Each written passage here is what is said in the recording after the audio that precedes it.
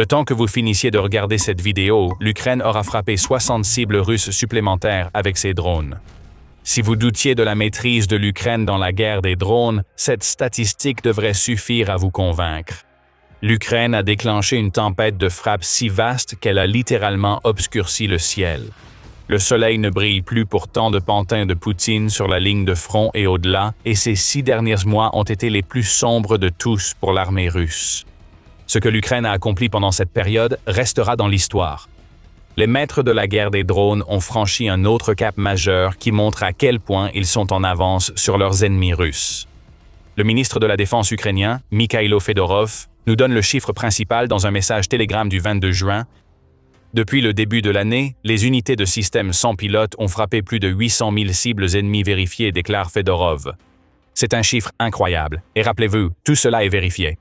L'Ukraine possède des photos et vidéos de toutes les cibles frappées, sûrement toutes stockées dans son système Delta. 800 000 cibles ne signifie pas non plus 800 000 drones. Beaucoup auraient été touchés par des drones, ce qui montre que l'Ukraine a sans doute utilisé des millions de ces drones pour causer une catastrophe aux planificateurs militaires russes. C'est le mot parfait pour décrire ce qui arrive à la Russie, car il y a encore plus de chiffres. Au total, Fyodorov affirme que les frappes de drones ukrainiens ont tué ou blessé 167 000 occupants russes depuis le début de 2026, ce qui est un autre chiffre énorme. Cela représente en moyenne environ 27 833 pertes russes par mois causées par les drones ukrainiens. N'oubliez pas qu'il reste une partie de juin. 8 jours restaient encore après l'annonce de Fedorov, donc cette moyenne devrait probablement grimper. Selon un rapport du 22 juin de United 24 Media, les pertes quotidiennes de troupes russes sont restées au-dessus de 1000 pendant un mois entier, pour la première fois depuis mars 2025. Il cite un chiffre compris entre 1130 et 1550 soldats perdus presque chaque jour en juin jusqu'à présent, avec seulement 3 jours durant cette période où les pertes étaient juste au-dessus de 1100. Faisons un calcul maintenant, d'autres suivront bientôt, gardez-le en tête. Si on prend le milieu de la fourchette citée par United 24 Media, cela nous donne une moyenne très approximative de 1340 pertes russes par jour en juin. Fyodorov indique que les drones constituent plus de 90% des frappes ennemies. Nous supposerons donc la même proportion pour les pertes. Cela nous donne une moyenne quotidienne de 1206. Multipliez cela par 8 et vous obtenez encore 9648 pertes causées par des drones d'ici la fin juin. Nous venons de mentionner que la moyenne mensuelle que nous avons calculée précédemment va augmenter. Ajoutez ces 9648 pertes aux 167 000 tués ou blessés que revendique Fyodorov et vous obtenez 176 648. Divisez cela par 6 mois pour le premier semestre de 2026 et vous obtenez une nouvelle moyenne mensuelle de 29 441. Cela s'approche beaucoup trop près de 30 000 pertes par mois pour Poutine. Et tout cela a été causé par des drones. Ceci résulte d'une escalade continue dans la stratégie de drones de l'Ukraine. Et jusqu'à présent, mai 2026 a été le mois le plus important jamais enregistré par cette armée imparable d'opérateurs de drones. Le 11 juin, le commandant en chef des forces armées ukrainiennes, Alexandre Syrski, a révélé que les drones ukrainiens avaient frappé près de 180 000 cibles militaires, ce qui représente une augmentation de 12,7% par rapport au nombre de cibles touchées en avril. Un jour de plus dans le mois n'explique pas une telle hausse. C'est l'Ukraine qui consolide un avantage en matière de drones qui ne cesse de croître chaque mois. Au-delà des pertes humaines, le coût pour la Russie est aussi insensé. Prenons une journée de juin pour l'illustrer. Le 9 juin, les médias United 24 ont rapporté que les frappes ukrainiennes au cours des 24 heures précédentes avaient coûté à la Russie environ 331 millions de dollars en équipement. Ces pertes comprenaient 75 systèmes d'artillerie, 2 systèmes de défense aérienne, 4 chars, 5 véhicules blindés et 4 lance-roquettes multiples. Nous ne prétendons pas que l'Ukraine cause quotidiennement autant de dégâts financiers à la Russie, mais il est évident qu'en une seule journée, la Russie perd chaque mois en Ukraine des milliards de dollars d'équipement, ce qui pourrait affecter davantage Kalachnikov Poutine que le nombre de victimes.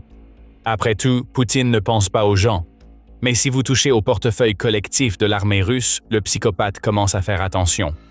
Nous avons fait une certaine affirmation au début de la vidéo. Nous vous avons dit qu'à la fin de votre visionnage, l'Ukraine aurait détruit 60 cibles russes supplémentaires. Les chiffres confirment-ils cela? Voyons voir. Fyodorov a fait sa déclaration concernant 800 000 cibles atteintes jusqu'à présent en 2026 le 22 juin. Donc, si l'on ne prend en compte que cette période en juin, cela fait un total de 173 jours. Divisez 800 000 cibles par 173 et on obtient une moyenne approximative de 4 624 cibles touchées chaque jour. Cela nous donne 192 par heure, ce qui équivaut à un peu plus de 48 frappes toutes les 15 minutes. Nos vidéos durent généralement entre 16 et 18 minutes. Nous avons peut-être un peu surestimé, mais pas beaucoup. Pour une vidéo de 17 minutes, cela fait 57,6 cibles russes abattues, soit environ 3,38 par minute. Nous avons du mal à réaliser combien de drones il faut pour faire cela. Cela montre à quel point l'Ukraine mise sur sa stratégie de drones. La Russie n'a aucune parade face à tout cela. Assez parlé des chiffres, nous avons la tête qui tourne. Voyons ce que vise l'Ukraine. Poutine ne fait pas face qu'aux pertes humaines. Perdre de la chair à canon affaiblit la Russie au front, mais le vrai problème est que l'Ukraine frappe tout type de cibles militaires avec ses drones. Fyodorov identifie les éléments de base. En plus du personnel, les drones ukrainiens ciblent l'artillerie, les lance-roquettes, les défenses aériennes, les véhicules, les postes de commandement, les dépôts de munitions, les stations de guerre électroniques et les plateformes robotiques russes. Bref, tout. Cela n'inclut même pas les raffineries, dépôts de pétrole ou les ferries de ravitaillement détruits par l'Ukraine au port russe de Kharkiv quelques jours avant que Fyodorov n'annonce son chiffre. Pas besoin que Fyodorov nous dise que ces cibles sont visées, nous le voyons chaque jour. Le 23 juin, l'UNN a rapporté que l'Ukraine avait détruit 626 véhicules et camions-citernes au cours des 24 heures précédentes. C'est un record en une journée, l'Ukraine l'ayant déjà établi et battu plusieurs fois en mai et juin. Le programme de verrouillage logistique conçu pour isoler la Crimée porte ses fruits de façon spectaculaire, et nous le voyons à travers les carcasses en feu de centaines de véhicules chaque jour. Les drones ukrainiens couvrent désormais la zone intermédiaire jusqu'à 300 km derrière les lignes de front, ce qui rend possible ce type d'attaque contre les véhicules, ainsi que la plupart des autres types de cibles mentionnés par Fedorov. Désormais, ce ne sont plus seulement les effectifs et équipements russes sur le front qui sont menacés. Le taux de frappe de l'Ukraine augmente de façon spectaculaire parce que 2026 a marqué l'avènement d'une nouvelle génération de drones, ce qui signifie que plus rien n'est en sécurité dans l'arrière immédiat russe. Cette campagne de frappe intermédiaire est tellement dommageable pour la Russie qu'elle provoque des pénuries de carburant et oblige le Kremlin à envisager d'importer du carburant. Cela ne devrait pas arriver. La Russie produit normalement bien plus de carburant qu'il n'en faut pour répondre à ses besoins intérieurs et gagner des milliards grâce à ses ventes. Sur le front longue portée, les frappes ukrainiennes s'intensifient, s'ajoutant aux attaques massives et aux massacres à moyenne portée. Le Washington Post rapporte que l'Ukraine a battu son propre record de frappe de drones longue portée en mars, en lançant plus de 7000 drones dans le territoire russe. L'Ukraine n'a pas ralenti depuis. Elle submerge la Russie avec d'énormes frappes de drones longue portée qui pénètrent jusqu'au cœur même de la mère patrie. Moscou est sous la menace. Lors d'une attaque le 18 juin qui a touché de vastes régions de la Russie et des territoires occupés, y compris la capitale russe, le ministère russe de la Défense affirme avoir abattu 992 drones ukrainiens en seulement 24 heures. Ce genre de volume dans tous les aspects de la guerre explique pourquoi l'Ukraine a pu frapper 800 000 cibles en un peu moins de 6 mois. Les drones continuent simplement d'arriver. Ils obscurcissent le ciel, perturbent les défenses aériennes et empêchent la Russie de tous les stopper. Ici, on constate l'avantage des drones ukrainiens, expliquant pourquoi plus de 90% des cibles frappées sont détruites par eux. Mais la grande question maintenant est, tout cela peut-il être maintenu? La réponse simple est oui. Nous pouvons aller bien plus loin qu'une réponse en un mot. Avant cela, il reste beaucoup à découvrir ici. Si l'émission militaire vous est utile, abonnez-vous et regardez la vidéo.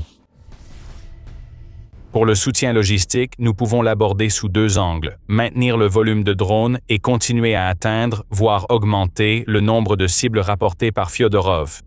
Nous allons commencer par le second point. L'Ukraine a la capacité de maintenir ses résultats pour plusieurs raisons. Tout d'abord, il y a le système de points E. Fyodorov précise que les opérateurs de drones ukrainiens gagnent des points E grâce à ce système, échangeable sur Brave One Market contre des drones, du matériel, des pièces détachées et des armes légères. Ce système comprend des classements en plus de ces incitations, ce qui rend en quelque sorte ludique tout le processus ukrainien d'utilisation des drones pour infliger des pertes à la Russie. Encore plus que cela, cela montre également à l'Ukraine quelles unités utilisent les drones le plus efficacement et, point crucial, quel type de drone devrait recevoir des investissements. Fedorov affirme, « Avec E-Point, nous identifions les technologies et unités les plus performantes et pouvons rapidement les déployer dans toute l'armée. » Près de 95% des unités de drones ukrainiennes participent désormais au programme, rivalisant pour réaliser le plus de frappes sur des cibles russes. Et même s'il y a des arguments pour dire que transformer la guerre en une sorte de mode score d'un jeu vidéo est inquiétant en raison de l'aspect déshumanisant de tout cela, cela ne change pas le fait que l'Ukraine obtient des résultats. Plus de cibles sont touchées que jamais auparavant. L'Ukraine développe une compréhension plus approfondie des drones qui fonctionnent et de ceux qui ne fonctionnent pas. Et elle est même capable d'utiliser cette plateforme pour pousser les unités à utiliser les types de drones qui sont les plus efficaces pour leur travail.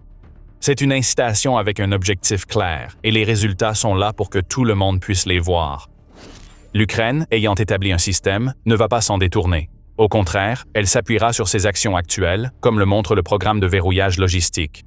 Le ministère de la Défense ukrainien affirme que les fonds alloués à ce programme seront distribués via le système E-Point, les bénéficiaires étant les équipes spécialisées dans les frappes qui nuisent à la logistique russe. C'est essentiellement l'Ukraine qui dit « Vous êtes doués pour ça, alors voici plus d'argent pour en faire davantage », ce qui est une méthode très efficace. Veillez à ce que les soldats utilisent leurs atouts pour être plus efficaces au combat. Cette efficacité est accrue par un problème russe causé par l'Ukraine, ce qui aidera aussi l'Ukraine à maintenir le volume de ses frappes. Les défenses aériennes russes sont actuellement en mauvais état. Fyodorov a signalé qu'elles sont visées par des drones ukrainiens sans donner de détails. Alors nous allons le faire. Depuis 2025 et jusqu'en 2026, l'Ukraine détruit des défenses aériennes précieuses partout en Russie et dans les territoires occupés.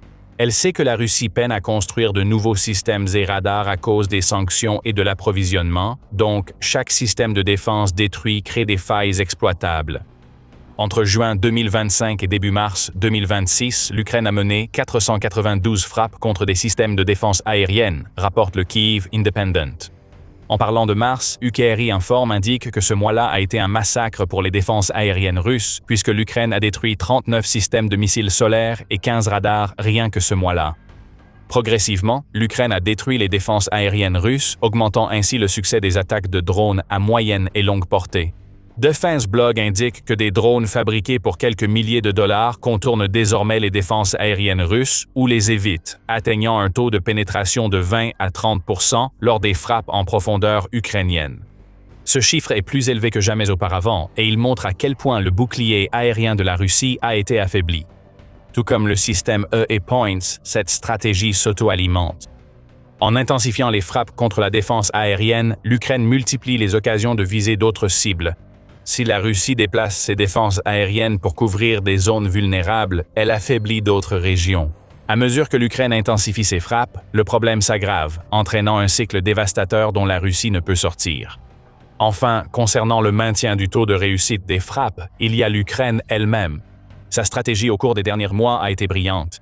Une grande partie de la raison pour laquelle le nombre de cibles touchées est si élevé, c'est que l'Ukraine a compris à quel point ses frappes intermédiaires sont efficaces.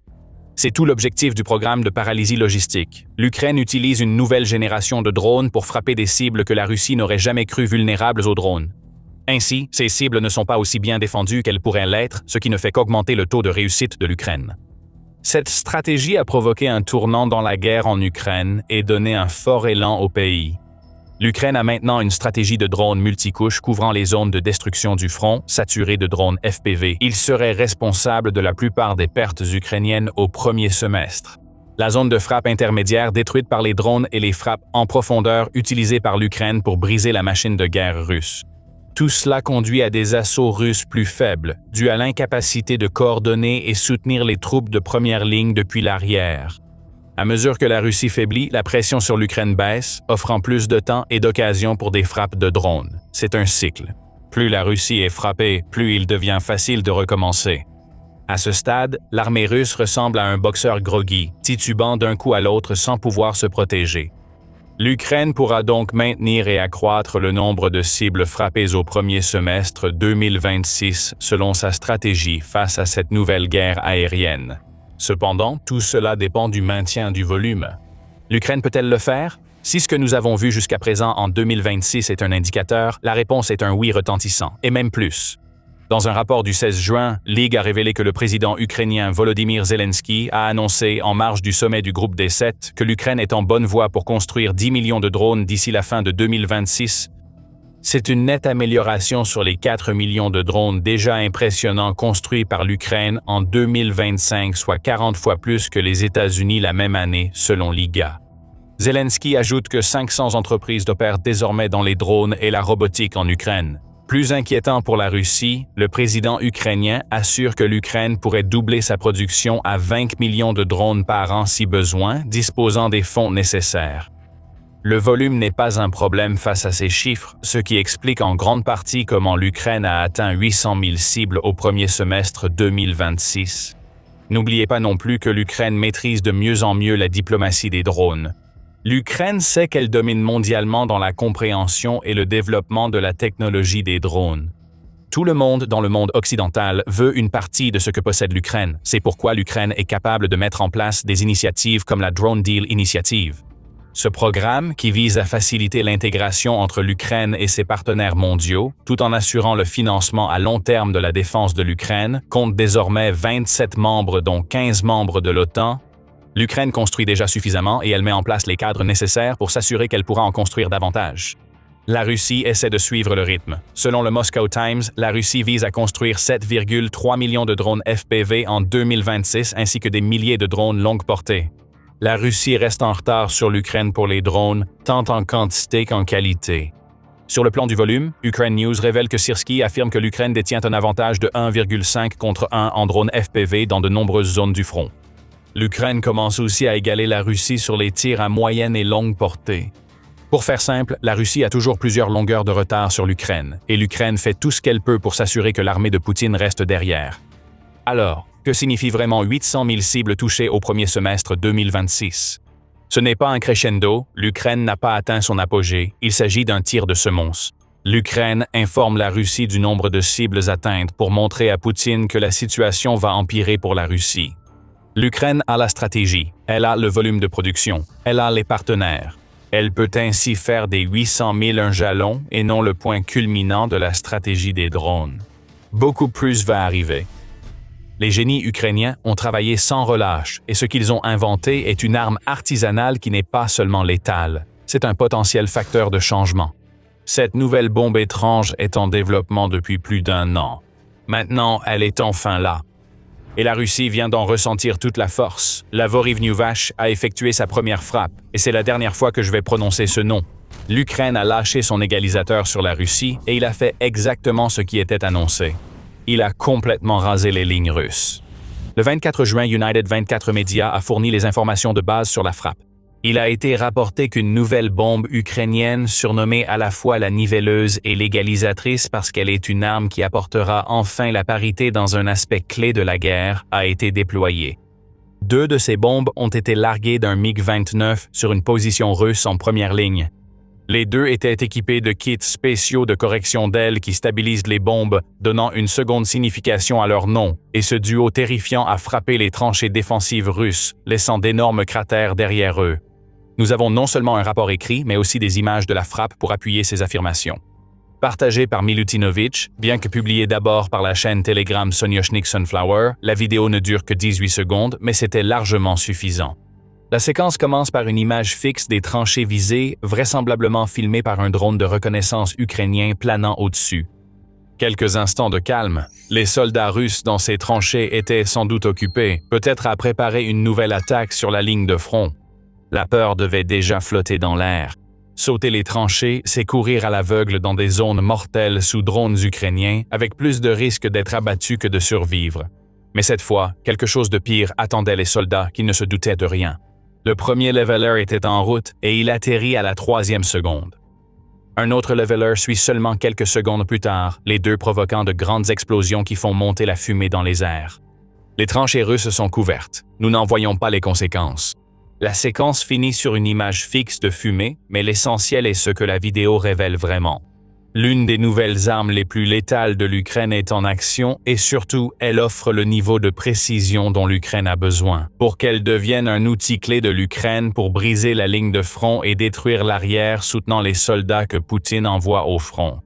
Ces images devraient terrifier Poutine autant que le fait de les vivre aurait horrifié les soldats russes pris dans le souffle de l'explosion. Pour l'Ukraine, cette première frappe était attendue depuis longtemps.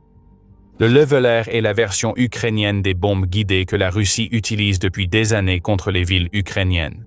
Honnêtement, cela a pris bien plus de temps que l'Ukraine ne l'aurait voulu pour arriver sur le champ de bataille. C'est en juin 2024 que le chef du commandement des forces aériennes des forces armées ukrainiennes, Serhiy Golubtsov, a annoncé que l'Ukraine préparait une version nationale d'essai des bombes CAB que la Russie avait commencé à utiliser quelques mois auparavant. Golubtsov avait annoncé que le premier de ces tests commencerait dans quelques semaines, visant à développer des kits d'aviation pour les bombes soviétiques détenues par l'Ukraine afin d'améliorer leur précision et leur portée par rapport à celles utilisées par la Russie. La promesse était là. L'Ukraine dispose d'un énorme stock de bombes que la Russie avait entreposé sur son territoire à l'époque de l'Union soviétique. Elle en a donc largement assez pour les transformer en armes guidées capables de semer le chaos sur et derrière le front russe. Après l'annonce des tests imminents, tout est resté silencieux pendant des mois. Ce n'est qu'en septembre 2024 que la chaîne Telegram de l'aviation de combat d'Ukraine a publié une vidéo qui semblait montrer un bombardier Su-24 ukrainien utilisé pour tester une première version de l'arme qui allait être connue sous le nom de Leveler. Ces images montraient des débuts prometteurs. La bombe guidée a été larguée avec succès et la vidéo montrait comment le kit de bombe était conçu. Nous avons observé des ailes repliées et un carénage arrondi sur le nez pour optimiser l'aérodynamisme de la bombe. Puis, tout est resté silencieux près de 2 ans.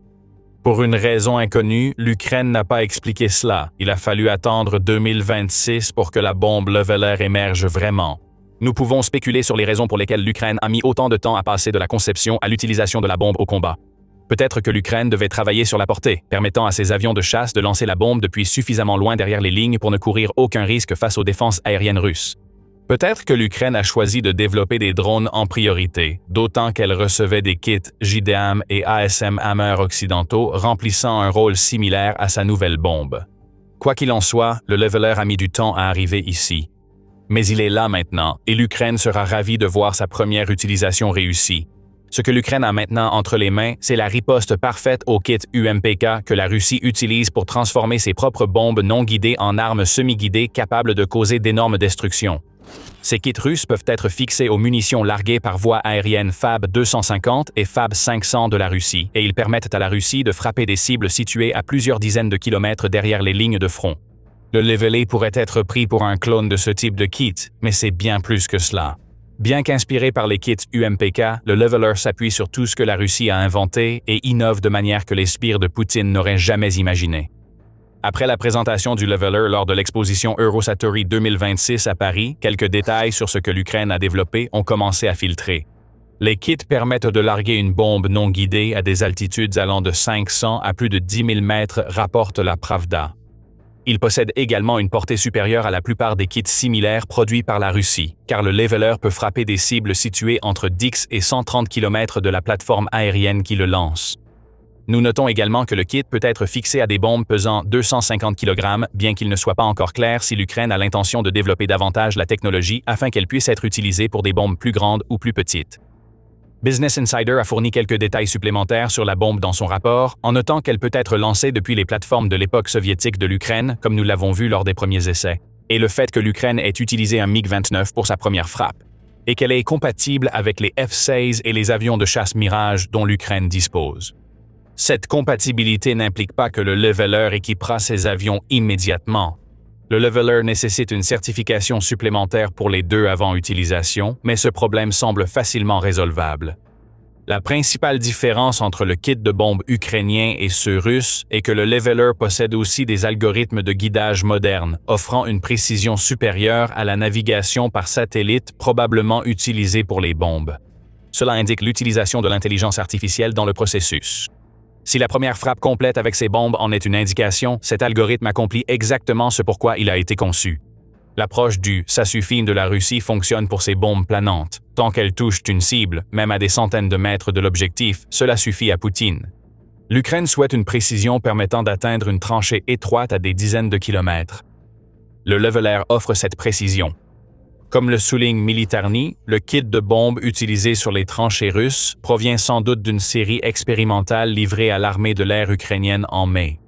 Les prochaines séries auront tous les défauts corrigés et seront plus précises que celles montrées en images. Enfin, une grande raison pousse l'Ukraine à vouloir lancer rapidement la production de masse du Leveler. Le prix. Vous vous souvenez peut-être que nous avons mentionné que l'une des raisons possibles pour lesquelles l'Ukraine a mis autant de temps à passer du test à l'utilisation pratique du Leveler, c'est qu'elle disposait de stocks de kits de bombes occidentaux, comme le JDAM fabriqué aux États-Unis, qu'elle pouvait utiliser à la place. Le JDAM est certainement efficace. C'est l'un des meilleurs exemples mondiaux de ce type de kit de bombes guidées. Cependant, il y a aussi le problème d'un prix élevé, d'autant plus que l'Ukraine doit désormais acheter des armes américaines via l'initiative Pearl au lieu de les recevoir comme aide militaire. Le Leveler résout ce problème particulier. Selon un rapport de Militarny du 19 mai, le nouveau kit de bombes guidées de l'Ukraine coûte environ un tiers du prix d'un kit JDAM. C'est énorme pour l'Ukraine. Elle obtient 3 bombes guidées pour le prix d'une seule chez un allié occidental clé. Tripler la puissance de feu cause 3 fois plus de dégâts, ce qui est mauvais pour les forces russes. Ils ne sauront jamais quand ils seront à l'abri d'une frappe de bombe guidée, car il y aura toujours la possibilité que l'Ukraine puisse en lancer d'autres, étant donné que leur version de la bombe planante est moins chère à fabriquer que n'importe quelle version qu'ils peuvent acheter. Le niveau de la bombe guidée ukrainienne est aussi très élevé. Depuis l'arrivée de Donald Trump, l'Ukraine a vécu une relation instable avec les États-Unis, subissant même une suspension totale de l'aide américaine. La relation est bien meilleure maintenant. Trump a même dit au président ukrainien Volodymyr Zelensky qu'il admirait la façon dont l'Ukraine se comportait lors de la réunion du G7 en 2026. Cependant, la préoccupation concernant l'accès aux armes américaines, ainsi que les conditions qui peuvent y être associées, restera toujours présente dans l'esprit collectif de l'Ukraine. Le Leveler est livré sans aucune condition quant à la façon dont l'Ukraine l'utilise, et l'Ukraine peut en avoir autant qu'elle peut en construire. Ce que nous voyons avec cette arme et la première utilisation enregistrée du Leveler au combat, c'est que l'Ukraine vient de passer à la vitesse supérieure dans sa campagne contre la Russie. Nous savons que c'est terrible, mais c'est la vérité. Ce kit de bombes guidées pourrait changer la donne pour l'Ukraine pour 2 raisons. Mais avant d'y arriver, ceci est un rappel que vous regardez The Military Show. Si vous trouvez la chaîne instructive, abonnez-vous pour ne rien manquer de ce que nous allons présenter ensuite. Tout d'abord, il y a ce que le Leveler représente pour l'Ukraine, l'égalisation des chances en matière de bombes guidées. Atteindre la parité avec la Russie sur les bombes planantes est crucial pour l'Ukraine, d'où le nom de Equalizer pour le Leveler. Pour mieux comprendre, explorons comment la Russie utilise ses bombes planantes contre l'Ukraine. La quantité à elle seule a été essentielle pour la Russie. En avril, la Russie a lancé près de 7000 munitions aériennes guidées contre l'Ukraine après un total de 7987 en mars. C'était un record mensuel pour toute la guerre, car la Russie a lancé 1500 bombes planantes de plus que lors de son précédent record en février. Et selon Russia Matters, il semble probable que la Russie terminera l'année 2026 après avoir lancé environ 75 000 bombes guidées sur l'Ukraine, soit une augmentation de 25% par rapport aux 60 000 lancées en 2025. La Russie sait combien ces bombes sont dangereuses, et disposer de bombes planantes a été l'un des rares avantages pour Poutine dans sa campagne pour soumettre l'Ukraine.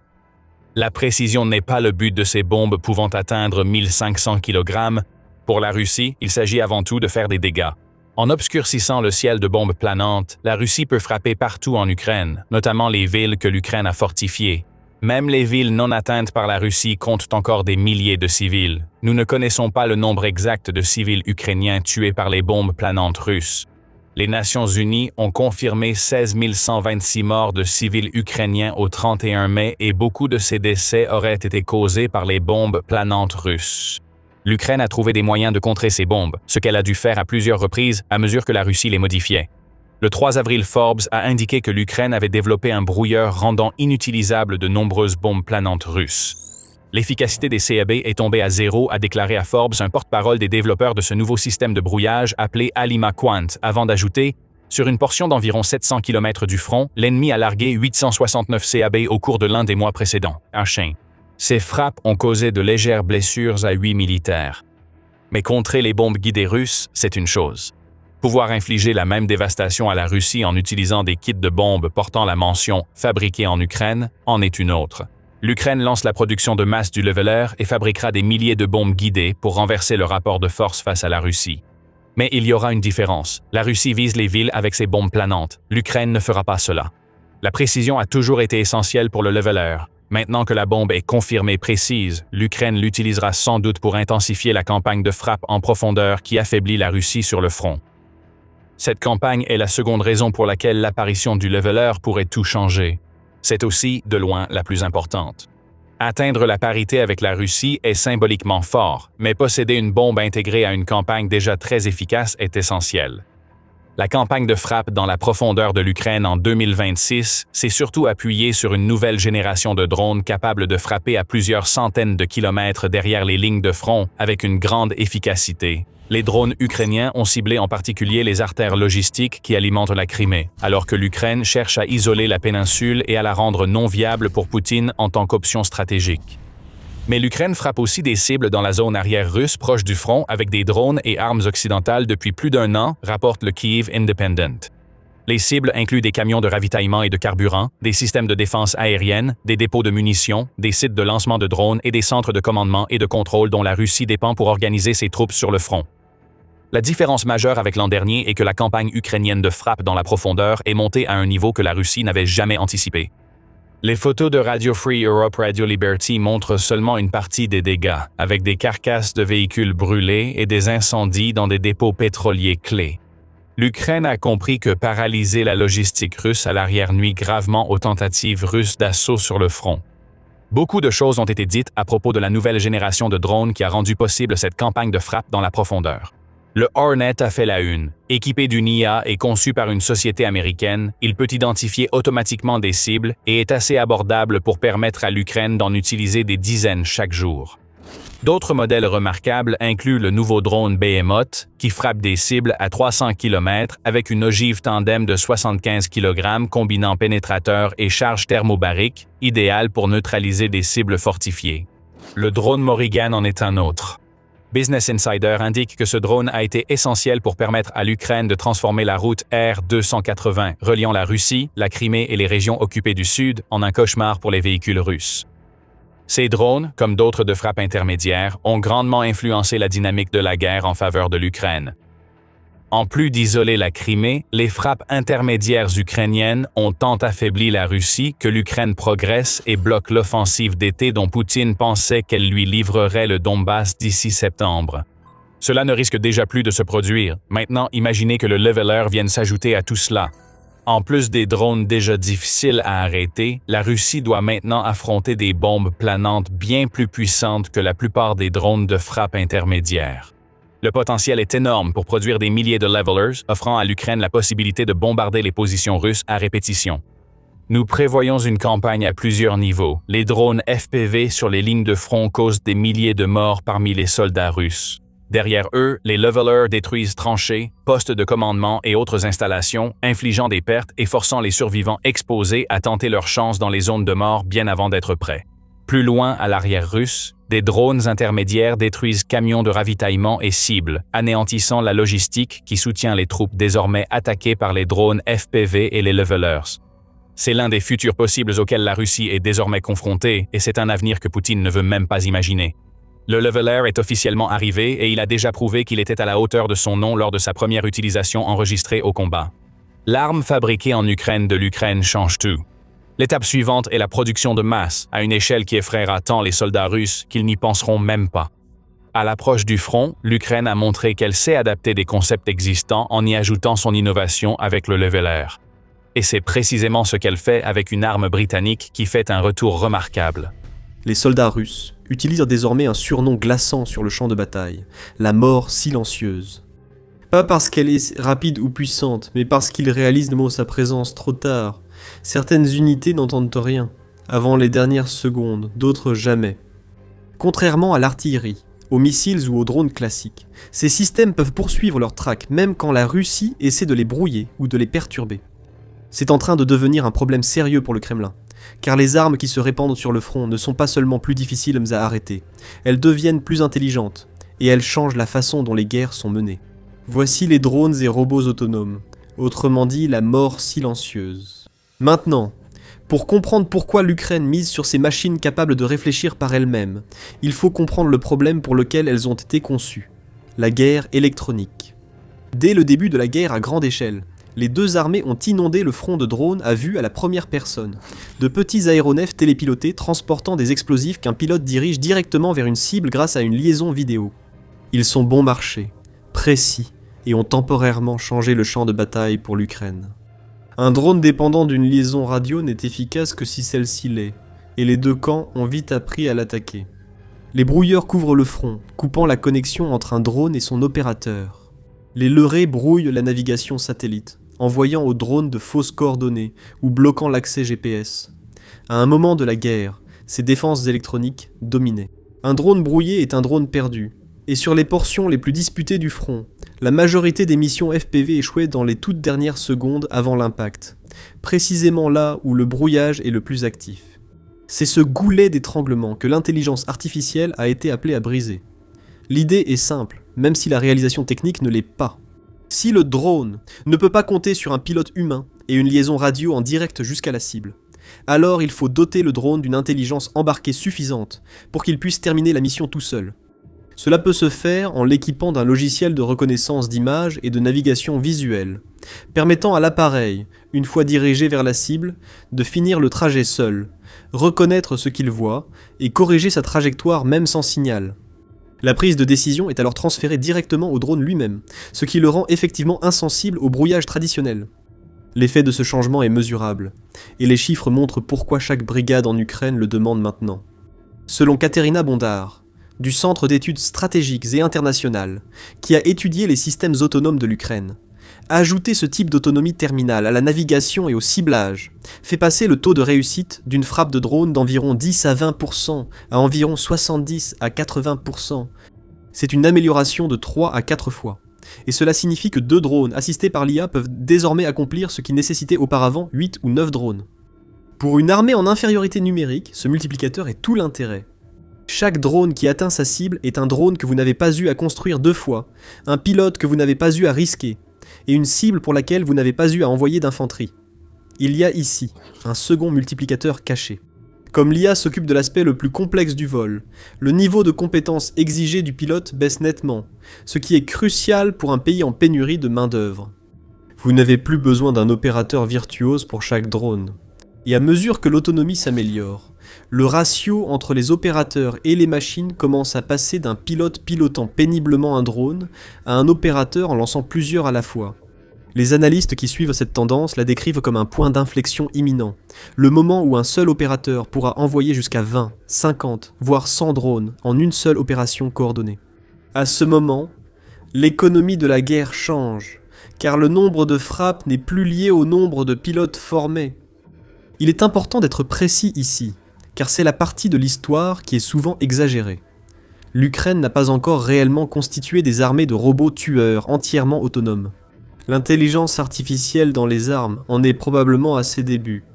À la mi-2026, elle est surtout utile pour la reconnaissance des cibles, aidant un drone à repérer un char camouflé caché dans une rangée d'arbres et à guider son approche finale malgré un brouillage intense. Par exemple, sur les quelques 2 millions de drones que l'Ukraine a fabriqués en 2024, seulement environ 10 000 étaient dotés de ces améliorations par l'IA, et même ceux-ci dépendaient encore d'un humain pour choisir la cible et lancer la mission. En 2026, la tendance avait évolué en matière de production, avec des plans pour terminer l'année 2026, avec une production annuelle de 7 millions de drones. Il n'existe pas de décompte précis des drones améliorés par l'IA, ce qui suggère qu'ils restent une minorité sur la ligne de front. Cependant, nous ne pouvons ignorer la réelle valeur de ces drones. Tandis que la guerre aérienne évoluait grâce au renseignement, une révolution similaire avançait lentement au sol. Des robots. L'Ukraine a investi des ressources dans les véhicules terrestres sans pilote, des robots sur roues ou sur chenilles qui transportent des munitions, évacuent les blessés, portent des armes lourdes et, de plus en plus, mènent leurs propres assauts. Et les soldats ukrainiens qui les utilisent ont appris quelque chose de leurs prisonniers russes. Les Russes ont même un surnom pour ces machines, la mort silencieuse. Ce surnom fait référence à une véritable caractéristique tactique, qui mérite qu'on s'y attarde, car il explique pourquoi un robot lent et maladroit peut être plus terrifiant qu'un robot rapide. Sur un champ de bataille moderne, l'ouïe est le premier système d'alerte du soldat. On perçoit le bourdonnement d'un drone FPV, le moteur d'un véhicule ou le sifflement d'un moteur électrique. Ce vous laisse 2 à 3 secondes pour vous abriter. Un robot terrestre quasi silencieux supprime cet avertissement. D'après un reportage de CNN qui a été intégré à des unités ukrainiennes utilisant ces machines, les soldats russes disent qu'ils n'entendent souvent pas les robots arriver, avant qu'ils ne soient à environ 10 mètres. Et un robot terrestre à 10 mètres transportant une lourde charge explosive est déjà bien à l'intérieur de son propre rayon d'explosion. Au moment où vous l'entendez, l'entendre ne vous aide plus. Il n'y a plus de temps pour réagir. 2 éléments renforcent cet avantage. D'abord, la charge utile. Un châssis à 4 roues peut transporter bien plus qu'un petit drone aérien, que ce soit une grosse charge explosive ou une mitrailleuse lourde avec des centaines de cartouches. Donc cette machine qui arrive en silence est aussi disproportionnellement plus létale. La deuxième chose, c'est le rôle que rend possible le silence, l'infiltration. Lors de l'attaque, les premières explosions des robots ont servi de diversion, attirant l'attention pendant que 4 autres machines se glissaient derrière la ligne ennemie, ce qu'aucune arme qui se fait entendre ne pourrait faire. Le coup psychologique est visible dans la façon dont les défenseurs réagissent. Un commandant ukrainien, opérant sous le nom de code cyber, a décrit le déploiement d'un robot contre une position ennemie. Et il a vu les Russes paniquer, ramper, se plaquer contre le sol, sans aucune idée de la façon de réagir face à une menace qu'ils ne pouvaient ni entendre ni localiser. Le silence prive un soldat des deux choses sur lesquelles il compte le plus, ses sens et son temps. Le matériel est aussi remarquable. L'unité de cyber utilise un robot basé sur une mitrailleuse Browning montée sur chenille, entourée de caméras offrant un large champ de vision. Il peut rester caché dans le feuillage plusieurs jours, car contrairement aux hommes qu'il remplace, il n'a besoin ni de nourriture ni d'eau, et ne se fatigue jamais ni n'a de crampes. La seule chose qui l'oblige à retourner à la base, c'est les munitions, car une fois qu'il a épuisé ses cartouches, il doit revenir pour se réapprovisionner. Lors de l'interview, l'unité de cyber préparait déjà un successeur plus rapide, capable de se déplacer à environ 16 km à l'heure et d'emporter des armes légères au combat. En quelques mois, ces véhicules sont passés de rares curiosités à un équipement quasi standard, transportant des fournitures, évacuant des blessés des zones de tir et menant des attaques autrefois fatales pour un peloton d'infanterie. C'est précisément sur ce point que les robots terrestres s'inscrivent dans la logique centrale de la stratégie ukrainienne. Une unité de frappe robotisée de la 3e brigade d'assaut ukrainienne, désignée NCNC-13, a effectué le calcul sur ses propres opérations. Au cours de 164 assauts, l'unité a estimé qu'il lui aurait fallu environ 2300 fantassins pour obtenir le même effet que celui produit par ses robots, et elle s'attendait à en perdre environ la moitié, tués ou blessés, lors de la tentative. Et selon le propre bilan de l'unité, cela signifie que les machines ont sauvé environ 1 millier de vies ukrainiennes. Cela explique succinctement pourquoi Kiev investit tout ce qu'elle a dans l'automatisation. Chaque attaque de robot évite une mort humaine, ce qui importe car l'Ukraine a commencé la guerre en position de faiblesse. L'ampleur de ce changement est, selon l'Ukraine elle-même, énorme. En avril, le président Volodymyr Zelensky a affirmé que les forces ukrainiennes avaient réalisé la première prise d'une position russe en utilisant uniquement des robots et des drones, sans aucune infanterie au sol. Et il a ajouté que depuis le début de l'année, des machines sans pilote avaient mené environ 22 000 missions. Ce sont des chiffres du gouvernement ukrainien, des déclarations présidentielles lors d'un discours sur l'industrie de défense, avec la prudence habituelle en temps de guerre. La tendance générale qu'ils décrivent est confirmée par des journalistes et des analystes étrangers, indiquant une guerre où une grande partie des efforts ukrainiens est désormais sans pilote. Et au centre de cette transformation se trouve l'homme que Zelensky a nommé pour l'accélérer. Mikhailo Fedorov a 35 ans, il est en poste depuis 4 mois en tant que ministre de la Défense, et il n'a jamais servi un seul jour dans l'armée. Son domaine, c'est la technologie, pas la tactique. Il a grandi à Zaporijia, ville sidérurgique marquée par de violents combats durant la guerre. Il a commencé grâce aux jeux vidéo de son adolescence, a créé une entreprise de publicité numérique avant même d'avoir terminé l'université, et est devenu partenaire avec Facebook pour vendre des publicités ciblées. Zelensky l'a d'abord engagé pour gérer les réseaux sociaux, lors de la campagne présidentielle de 2019, puis l'a nommé, à l'âge de 28 ans, ministre chargé de la numérisation de l'État ukrainien. En rejoignant le ministère de la Défense, il a apporté son univers, une équipe de jeunes conseillers et analystes en sweatshirt, une table de ping-pong, et l'esprit d'un homme percevant la guerre comme un entrepreneur de la Silicon Valley voit un secteur à révolutionner. Comme les applications ont changé les taxis et la livraison, Fedorov pense que la guerre peut l'être en confiant les combats aux machines. Dans une interview au New York Times, Fedorov affirme que seules les armes autonomes peuvent garantir la sécurité mondiale. Il les a comparées aux armes nucléaires, suggérant que les pays qui investissent dans l'automatisation sont voués à gagner les guerres futures. Cette vision de la dissuasion repose sur des algorithmes et non des ogives. Il faut préciser que c'est là où Fedorov veut aller, et non la situation actuelle de l'Ukraine. Le même article du New York Times a réitéré qu'à ce moment-là, l'IA dans les armes ukrainiennes relevait principalement de la reconnaissance de cibles. L'avenir autonome est l'aspiration, le char camouflé dans la forêt est la réalité. Sous ce futurisme se trouve une stratégie concrète élaborée par Fyodorov et approuvée par Zelensky, conçue pour forcer la Russie à venir à la table des négociations. Le New York Times rapporte que cela s'appelle Airland Economy et qu'elle repose sur 3 axes. Dans les airs, intercepter au moins 95% des drones et missiles russes entrants. Sur terre, tuer ou blesser grièvement plus de soldats russes que Moscou ne peut en recruter pour les remplacer. Et contre l'économie, frapper les terminaux d'exportation de pétrole qui financent la guerre. C'est une stratégie d'usure, mais une forme d'usure délibérément conçue de manière mathématique. Fyodorov nomme cette phase de la guerre la destruction ciblée, et a fixé des objectifs chiffrés. D'après ses déclarations dans le New York Times, la Russie perdait environ 35 000 à 40 000 soldats par mois, vers la mi-2026, et il vise à faire monter ce chiffre au-dessus de 50 000, un niveau qu'il estime suffisant pour arrêter complètement l'invasion. Cela s'ajoute à l'hémorragie systémique de main-d'œuvre que la Russie a subie. Une estimation des services de renseignement britanniques situe le nombre total de morts russes entre 325 000 et 500 000. L'état-major général ukrainien affirme que le nombre de pertes s'élève à près de 1,4 million. Et même si cela peut être contesté, l'ampleur des pertes est telle que la Russie n'a pas perdu autant de soldats depuis la Seconde Guerre mondiale, et elle peine à les remplacer. À ce stade, les calculs initiaux de la guerre se confirment. On pourrait croire que la situation s'est inversée, et que l'Ukraine domine désormais par sa puissance de feu et ses effectifs. Mais ce n'est pas le cas. La Russie dispose toujours de forces armées globalement plus importantes, avec environ 1 million de soldats actifs et plusieurs centaines de milliers déployés en Ukraine ou à proximité. Selon la plupart des évaluations, elle a un avantage numérique sur le champ de bataille, et a réduit l'écart initial de production de drones, égalant ou dépassant l'Ukraine dans certaines catégories. Mais avant d'y arriver, assurez-vous d'être abonné à l'émission consacrée aux questions militaires. Nous publions des vidéos quotidiennes qui couvrent tous les grands événements de la géopolitique mondiale. La version réelle de ce retournement est plus limitée et intéressante qu'un simple renversement.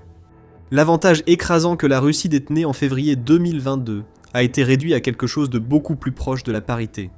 Dans les technologies spécifiques qui décident actuellement du front, les systèmes sans pilote et le renseignement qui les guide, l'Ukraine a en réalité pris l'initiative.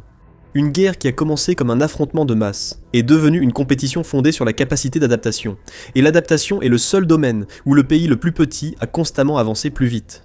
Cette adaptation repose sur une base industrielle qui ne ressemble en rien à une industrie d'armement traditionnelle. Lorsqu'il visite les expositions de défense en Ukraine, Fedorov parcourt des rangées d'armes souvent soudées et assemblées avec du ruban adhésif dans un garage, ce qui est souvent le cas.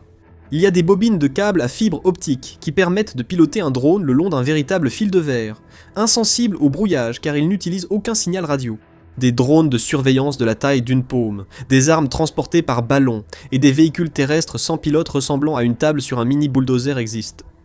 Tout doit être bon marché et jetable, car sur un front saturé de drones, beaucoup d'entre eux seront abattus ou détruits avant même d'atteindre leur cible. Le génie de cette approche tient à la volonté de construire à moindre coût, d'accepter de perdre et de procéder par itération rapide, pas à une arme spécifique. Fedorov a aussi fait de la guerre une source de données, ce qui pourrait devenir un atout majeur de l'Ukraine à long terme. Les combats ont produit une vaste archive d'images du champ de bataille, avec des millions de vidéos annotées tournées par des drones de surveillance et d'attaque, y compris des séquences montrant le comportement des êtres humains dans les derniers instants à mesure qu'un drone se rapproche. Le ministère de la Défense partage désormais ces ensembles de données avec des entreprises alliées pour qu'elles entraînent leurs modèles d'IA sur des données de combat réelles via le projet Avenger Labs. C'est aussi un aperçu d'un futur où le butin d'une guerre n'est plus le territoire, mais les données d'entraînement.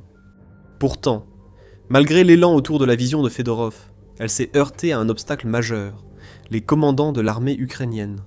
Tous ces discours futuristes sur la guerre robotisée ont suscité une véritable résistance au sein des forces armées, au point que les analystes parlent d'une lutte de pouvoir ouverte entre le ministre et les généraux. L'objection sur le terrain n'est pas que la technologie est inutile, mais que la transition promise vers des combats sans équipage avance plus lentement dans la réalité que dans les discours de Fedorov. Ce discours sur des champs de bataille vides où s'affrontent des machines peut sembler déconnecté de la réalité, la guerre restant une affaire de tranchées boueuses et de corps brisés. Mais la situation n'est pas si unilatérale. Le général Oleksandr Syrsky, commandant en chef de l'Ukraine, remporte des batailles grâce à des tactiques traditionnelles d'armes combinées, de blindés et de manœuvres d'infanterie, qui ont déjà conduit à d'importantes victoires plus tôt dans la guerre. Parallèlement, de nombreuses brigades de première ligne ont adopté tous les avantages technologiques. Le commandant de la brigade K2 précurseur dans l'usage des drones FPV s'est réjoui d'avoir un ministre de la Défense jeune, technophile, parlant le même langage que les unités, et à qui ils n'ont plus rien à expliquer. La réalité de la guerre se situe entre ces deux positions. Ce n'est pas un choix simple entre les hommes et les machines, mais une intégration complexe et disputée des deux. Il est important de se rappeler pourquoi nous nous tournons vers les machines. Les robots ne servent pas à frimer, mais une réponse à l'épuisement. Le reportage de CNN évoquait 2 soldats ukrainiens restés plus de 11 mois dans des tranchées en première ligne, constamment traqués par des drones et ayant manqué de sacs de sable pour renforcer leur défense. L'un d'eux parcourait 20 miles à l'aube pour atteindre un lieu sûr, sans nouvelles de sa femme depuis près d'1 an, ne communiquant que par message radio enregistré. Ces hommes doivent être protégés par l'automatisation. Les robots sont là, car ces soldats sont peu nombreux, et ceux qui restent sont poussés au-delà de leurs limites. C'est le moteur de la révolution. Ce n'est pas l'enthousiasme technologique, mais le manque d'hommes et la réticence à continuer à les sacrifier. Ce qui nous amène enfin à l'endroit où Fyodorov pense que tout cela mène, et au malaise qui suit de près. Selon lui, la zone de destruction, cette large bande de plusieurs kilomètres le long du front où tout mouvement est traqué par des drones, finira par être entièrement vidée de toute présence humaine. Les machines combattront les machines, dans les airs et au sol, et l'ampleur des pertes humaines qui caractérisent cette guerre finira par être considérée comme insoutenable, forçant la guerre à évoluer vers quelque chose d'à peine sanglant, avec le camp qui automatisera en premier. C'est une vision séduisante, et l'aboutissement logique de tout ce que l'Ukraine a construit. Comme l'a noté prudemment le New York Times, ce genre de vision devrait faire réfléchir, car les guerres obéissent rarement à une logique pure. Elles évoluent dans des directions imprévisibles, et retirer le jugement humain de l'équation, confier la décision de tuer à une machine agissant seule, pourrait accentuer cette imprévisibilité plutôt que de la maîtriser. Les organisations de défense des droits de l'homme ont tracé une ligne rouge contre les armes qui sélectionnent et attaquent des cibles sans contrôle humain significatif. Et c'est précisément cette ligne que l'ambition de Fedorov vise à franchir. Actuellement, l'Ukraine mène une guerre assistée, utilisant le renseignement pour étendre une force réduite sur un front plus large et affaiblir un ennemi plus puissant, plus vite qu'il ne se reconstitue. L'arsenal sans pilote de l'Ukraine a énormément évolué au cours des dernières années. Le secteur de la défense à Kiev a développé de nombreuses innovations, des drones bombardiers à réaction aux robots kamikazes pilotés par IA. Mais la dernière nouveauté est sans doute la plus impressionnante. Voici le Trident de la mer, une bête de 10 tonnes des mers, dotée d'une puissance de feu suffisante pour menacer l'existence même de la flotte de la mer Noire du Kremlin. Il n'est pas exagéré de dire que ce nouveau drone pourrait s'avérer être un atout révolutionnaire, ouvrant de toutes nouvelles possibilités d'opérations offensives et défensives pour les forces armées ukrainiennes, tout en offrant à la Russie une menace vraiment massive à prendre en compte. Le Trident de la mer a été présenté pour la première fois lors de l'événement Eurosatory 2026 à Paris. Organisé tous les 2 ans, Eurosatory est le plus grand salon international de l'industrie de la défense et de la sécurité terrestre et aéroterrestre. Il attire des dizaines de milliers de visiteurs et des milliers d'exposants venus de nombreux pays, présentant leurs innovations militaires, des véhicules aux armes légères et systèmes de communication. Les dernières éditions ont vu une présence accrue du secteur de la défense ukrainien, devenu l'un des plus grands et meilleurs mondiaux. Et lors de l'exposition de 2026, l'entreprise de défense basée à Kiev, Globalmark, était présente pour impressionner le monde avec son énorme véhicule sous-marin sans pilote.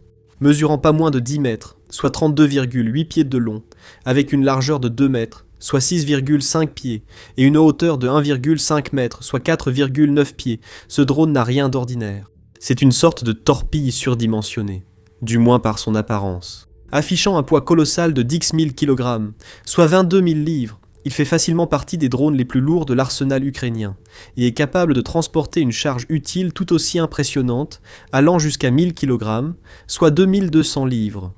Les représentants de Globalmark ont également révélé que ce drone dispose d'une portée opérationnelle allant jusqu'à 2000 milles nautiques et d'une profondeur opérationnelle maximale de 60 mètres, soit environ 200 pieds. Il peut se déplacer à une vitesse maximale de 10 nœuds, soit 18,5 km par heure, ou 11,5 miles par heure, avec une vitesse de croisière plus proche de 6 nœuds, soit environ 11 km par heure, ou 7 miles par heure.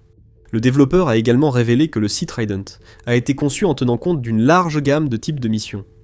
Même s'il peut sembler être un atout purement offensif à première vue, Global Mark affirme qu'il pourrait servir à la logistique, au transport de marchandises, aux frappes et à la défense, comme l'interception et la neutralisation de véhicules sous-marins sans pilote adverse.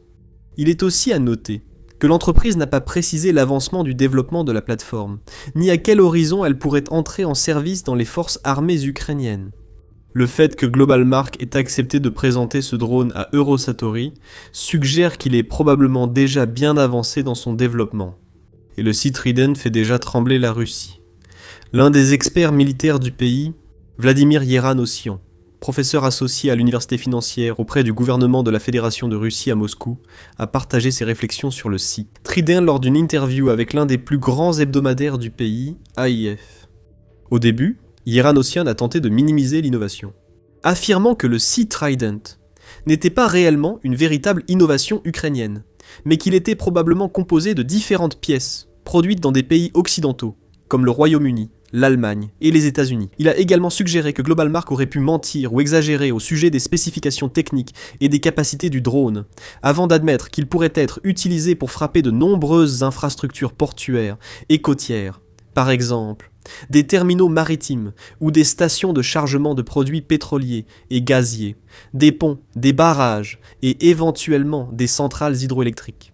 L'expert a ajouté « L'ennemi tentera, avec le Sea Trident, de couler de grands navires de guerre ou des sous-marins de la flotte russe. » Il a poursuivi en débitant la propagande habituelle du Kremlin, affirmant qu'il n'y a pas vraiment de raison de s'inquiéter, puisque la Russie a déjà affronté de nombreux drones ukrainiens et occidentaux par le passé, et s'y est adapté. Il a listé des défenses que le Kremlin pourrait adopter contre cette menace. Barrières à l'entrée des ports, postes d'écoute pour détecter les bruits sous-marins et plongeurs militaires patrouillant les zones côtières clés. En réalité, cependant, aucune de ces mesures ne serait nécessairement suffisante pour contrer la menace massive que représente le Sea Trident. Ces systèmes de navigation avancés lui permettraient d'éviter ou de contourner les barrières russes en ajustant profondeur et trajectoire pour frapper ses cibles impunément. De plus, bien que Yeranossian affirme que les forces du Kremlin ont déjà réussi à neutraliser les drones ukrainiens par le passé, il existe une quantité énorme de preuves qui contredisent cela. La guerre est désormais à un stade où presque chaque jour, de nouveaux rapports mentionnent des frappes de drones ukrainiens contre des infrastructures russes. Les forces de Kiev ont systématiquement éliminé les cibles russes une par une, endommageant et détruisant tout, des navires de guerre aux terminaux pétroliers et aux dépôts de munitions. Et l'armée du Kremlin a échoué à plusieurs reprises à les arrêter.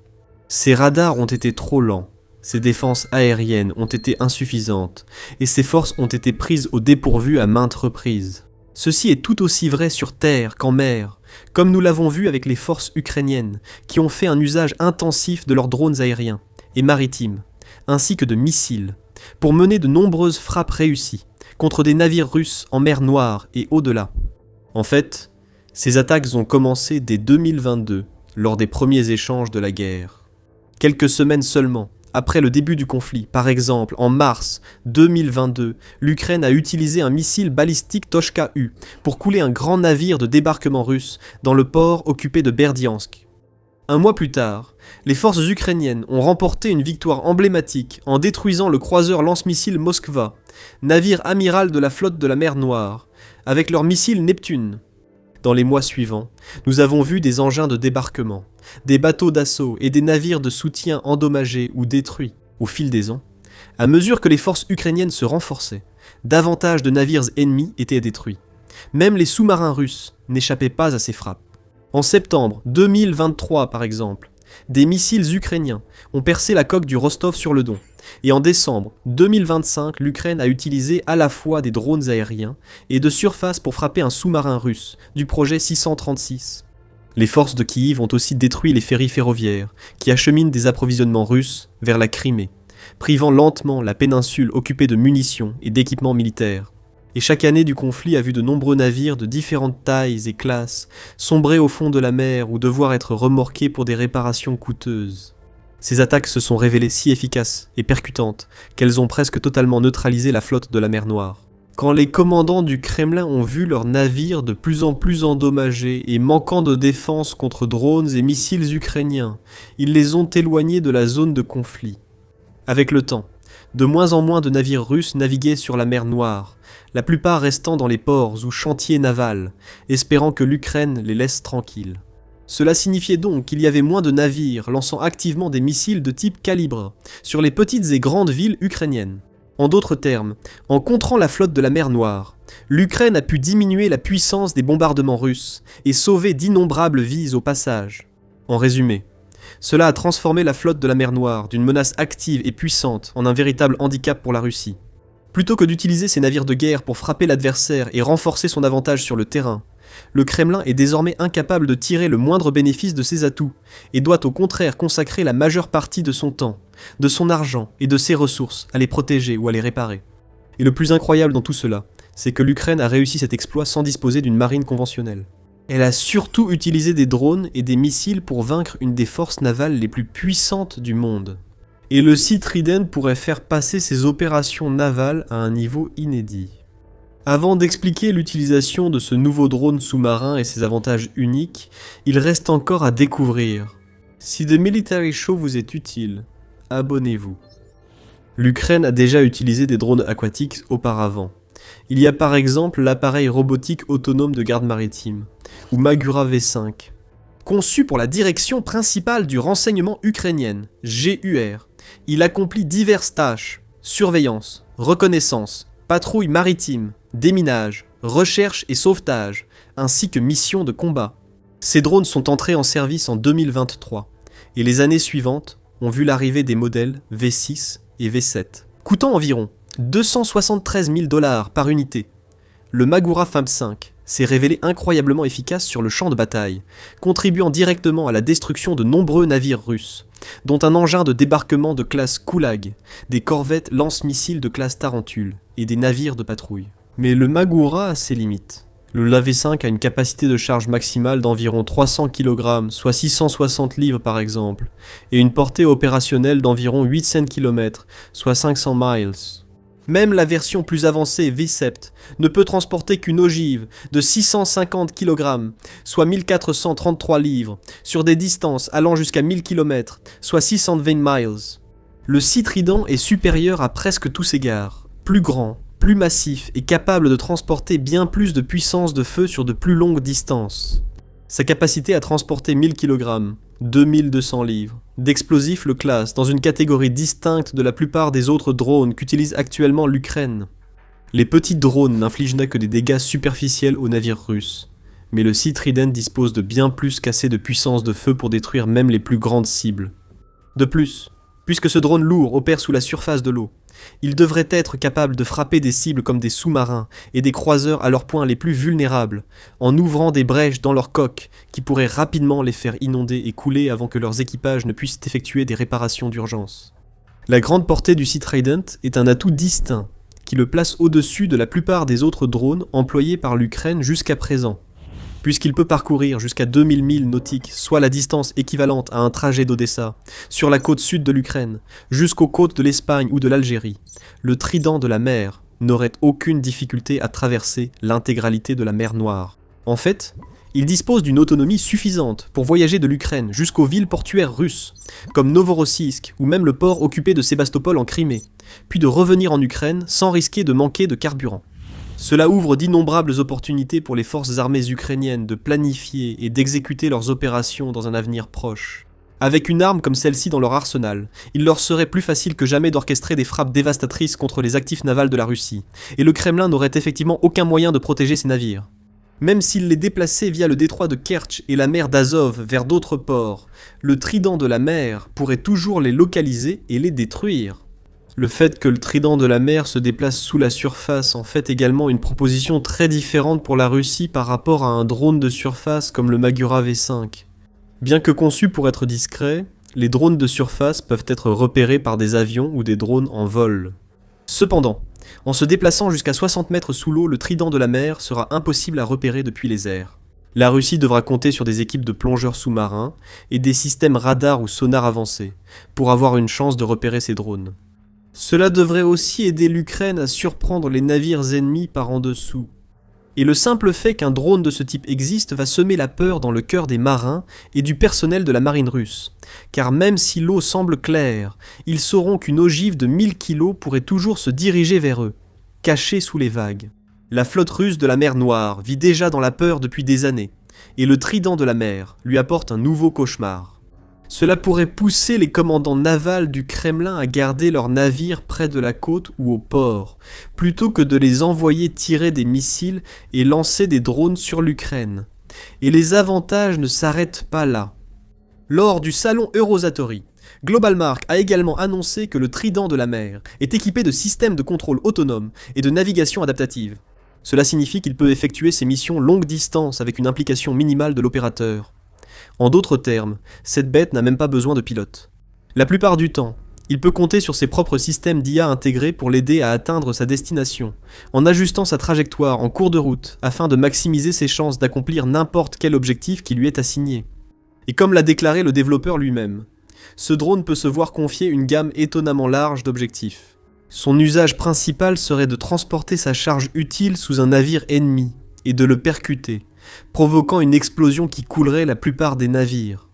Cependant, il n'est pas forcément nécessaire qu'il transporte des explosifs. Globalmark précise qu'il pourrait servir à transporter des fournitures sur l'eau, ce qui pourrait être utile à l'avenir. Si les forces ukrainiennes tentèrent de libérer complètement la Crimée par exemple, ou s'ils avaient besoin de déplacer des munitions et d'autres ressources d'un site côtier ou d'un port à un autre, avec un risque minimal d'interception en cours de route. Les opportunités opérationnelles sont tout simplement innombrables, le fabricant notant également que les drones Sea Trident pourraient être utilisés pour patrouiller les eaux amies et intercepter les drones ennemis. En bref, il s'agit d'un ajout remarquablement polyvalent à l'armée de drones ukrainienne. Bien sûr, comme tout autre drone, il n'est pas parfait. Il a ses limites, auxquelles les forces ukrainiennes de systèmes sans pilote devront s'adapter si elles décident d'introduire cette arme dans la guerre contre la Russie. Par exemple, ce n'est pas le drone le plus rapide qui existe. Le Magura V5 peut atteindre des vitesses de pointe d'environ 42 nœuds, soit environ 78 km/h, ou 48 miles par heure, et il croise à environ 22 nœuds, soit 41 km/h, ou 25 miles par heure, tandis que le Sea Trident est beaucoup plus lent. Cela pourrait le rendre plus vulnérable à une interception si la Russie découvre comment le repérer. Cependant, il est évident qu'il est conçu en tenant compte de l'effet de surprise, et le fait qu'il se déplace aussi lentement pourrait le rendre moins susceptible d'apparaître comme une menace sur les radars russes. Il pourrait ressembler davantage à un gros poisson, ou à un débris flottant qu'à un risque explosif imminent, par exemple. De plus, même si le Sea Trident peut opérer sous la surface, il ne peut pas descendre très profondément. Sa profondeur maximale de 200 pieds le rend inadapté aux attaques en haute mer ou dans l'océan.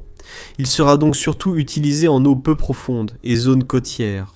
Pour l'Ukraine, cela n'a en réalité pas d'importance. Les forces ukrainiennes n'ont pas vraiment besoin de s'inquiéter d'attaquer les navires russes en mer, puisque la plupart d'entre eux passent la majeure partie de leur temps dans des quais et des ports en eau peu profonde, les endroits même pour lesquels le Sea Trident a été conçu. Cela place les commandants russes face à un véritable dilemme insoluble. En déplaçant leurs navires en mer, ils sont bien plus vulnérables aux frappes de drones ou de missiles, risquant d'être coulés avant de regagner leur base.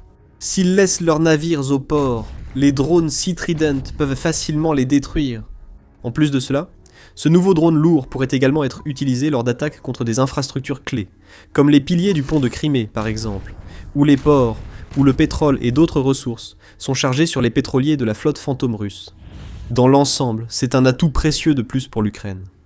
C'est aussi un témoignage de l'ingéniosité de l'industrie de défense du pays, qui ne cesse de se renforcer. Alors que la Russie peine à faire face à d'innombrables problèmes, de son économie défaillante à ses forces de première ligne en difficulté et à des pertes catastrophiques, l'Ukraine poursuit discrètement mais avec assurance ses activités, tant sur le front qu'à l'arrière. Ses soldats et opérateurs de drones infligent toujours de lourdes pertes à l'ennemi, tandis que ses sous-traitants de la défense innovent et se dépassent, produisant une gamme toujours plus large d'armes, de véhicules et de systèmes sans pilote, avec le potentiel d'aider l'Ukraine à devenir plus forte que jamais. L'Ukraine continue également de bénéficier du soutien généreux de ses alliés de l'OTAN. Quand on pense aux forces aériennes les plus redoutables du monde, on pense immédiatement aux acteurs évidents. L'US Air Force, les forces aériennes combinées de l'OTAN, composées d'escadrons de chasseurs de 5e génération, de budgets d'acquisition de plusieurs milliards de dollars et de décennies de doctrines soigneusement élaborées. Mais au cours des 4 dernières années, quelque chose a pris forme dans le ciel au-dessus de l'Ukraine qui ne correspond à aucune de ces catégories. En termes simples, le nombre brut de personnes pilotant des drones de combat chaque jour a discrètement atteint une échelle que peu d'armées dans le monde peuvent égaler. L'Ukraine a constitué une force aérienne de combat à une échelle que même l'OTAN, avec tout son argent et toute son expérience institutionnelle, n'a jamais tenté. L'histoire de sa construction révèle presque tout sur la façon dont cette guerre est menée aujourd'hui. Commençons par les chiffres, car ils sont vraiment difficiles à croire. Selon les déclarations officielles des forces armées ukrainiennes, environ 80 000 militaires participent désormais aux opérations de drones d'une manière ou d'une autre. Le nombre exact de pilotes formés parmi ce chiffre est classifié. L'Ukraine ne le publie pas et, comme vous le verrez, elle a de très bonnes raisons de ne pas le faire. Mais les opérateurs de première ligne et les commandants d'unités estiment qu'entre 25 000 et 40 000 de ces soldats sont des pilotes de drones de combat actifs. Ce sont des hommes et des femmes qui pilotent des aéronefs robotiques contre les forces russes dans toutes les branches de l'armée.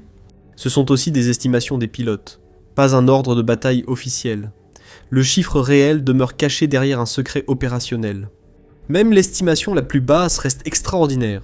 Pour comprendre, il faut la comparer à une force aérienne classique. Comptez dans l'armée de l'air italienne, pilotes, mécaniciens, prévisionnistes météo, cuisiniers, généraux et leurs officiers d'état-major. Le chiffre officiel se situe entre 35 000 et 43 000 personnes. Bien sûr, seulement environ 1500 sont de véritables pilotes. Les États-Unis, de leur côté, stationnent environ 30 000 à 35 000 aviateurs dans toute l'Europe, et seulement 2 000 à 3 000 d'entre eux volent réellement. Maintenant, faisons le calcul plus important, en additionnant tous les pilotes de l'OTAN en dehors de l'Amérique du Nord. Chaque pilote de chasse, de transport, de ravitailleur, et chaque équipage d'hélicoptères de tous les États membres européens, représentés sur la carte, totalise environ 15 000 aviateurs. Voici la totalité des pilotes de l'OTAN en Europe. D'après les estimations les plus basses, l'Ukraine possède déjà plus de pilotes de drones de combat. Selon certaines estimations, c'est plus du double. Cette comparaison change la perception de ce que l'Ukraine a accompli. Ce n'est pas seulement un programme de drones, mais bien la plus grande force aérienne de combat du monde occidental, créée presque de zéro et entièrement en temps de guerre. Au sein de cette force se trouve un corps d'élite appelé les Forces des systèmes sans pilote de l'Ukraine, ou SBS, selon l'abréviation ukrainienne. Il s'agit d'une branche militaire dédiée qui n'existait même pas en tant que telle il y a quelques années, et qui, en 2026 compte environ 15 000 membres à part entière. Mais le SBS n'est que la partie la plus visible et la plus professionnalisée de l'ensemble. Au-delà de cela, des unités de drones dédiées opèrent désormais au sein de plus d'une centaine de brigades de manœuvre et près de 500 bataillons et régiments distincts. C'est le point clé que le chiffre principal peut masquer. Les drones ne sont pas une capacité spécialisée ajoutée à l'armée ukrainienne. Ils sont désormais le principal moyen de combat de l'armée, et ce n'est pas exagéré. Pensez à ce dont ces pilotes sont réellement responsables sur le champ de bataille. Début mai 2026, des responsables ukrainiens et des analystes indépendants ont estimé que les drones sont responsables de 70 à 90% de toutes les pertes russes. L'Institut de recherche polonais OSW était parvenu à une conclusion similaire dès octobre 2025, attribuant environ 70 à 80% des pertes russes et près de 85% du matériel de première ligne détruit au système sans pilote. Bien sûr, personne ne peut auditer le champ de bataille en temps réel, et les sources ukrainiennes ont tout intérêt à mettre en avant leur succès. Mais les analystes de plusieurs institutions arrivent toujours à la même fourchette, ce qui en dit long. Le camp ukrainien a même avancé des chiffres précis à ce sujet. Mikhailo Fedorov, le ministre de la Transformation numérique et responsable officiel de l'effort concernant les drones, a déclaré que les drones d'attaque et de bombardement ukrainiens avaient effectué près de 820 000 frappes, confirmées au cours de l'année 2025. Toutes ces frappes ont été vérifiées par des vidéos de drones. Selon ce calcul, plus de 80% de toutes les cibles russes détruites cette année-là l'ont été par des drones, dont l'immense majorité étaient fabriqués localement. Le commandant du SBS a affirmé que le système de suivi de l'Ukraine avait enregistré plus de 156 000 soldats russes, tués ou blessés par des drones uniquement, au cours des 5 mois entre décembre 2025 et avril 2026. Même si les chiffres sont quelque peu exagérés, l'ampleur qu'ils décrivent correspond à ce que constatent les observateurs extérieurs et à la stagnation de la ligne de front, en raison de l'absence d'avancée russe tout au long de 2025. L'effet cumulatif ici a en réalité physiquement remodelé le champ de bataille. Il n'est pas exagéré de qualifier la guerre en Ukraine de guerre de machines, où le front est désormais assuré par de petites équipes de drones et leurs appareils, plutôt que par une infanterie de masse. Des données internes ukrainiennes ont révélé qu'en 2024, déjà les drones représentaient environ 69% des frappes contre les troupes russes et 75% des frappes contre les véhicules et équipements. Et cette part n'a fait qu'augmenter depuis. La zone de destruction des drones atteint maintenant 20 km derrière la ligne de front, perturbant la logistique russe, obligeant les convois à avancer dispersés et rendant l'approvisionnement en nourriture et munitions sur la première ligne une difficulté quotidienne. Les commandants ukrainiens tiennent de longues portions du front avec moins de soldats grâce aux drones qui étendent leur portée et capacité. Rien de tout cela ne serait possible sans la base industrielle que l'Ukraine a créée de zéro.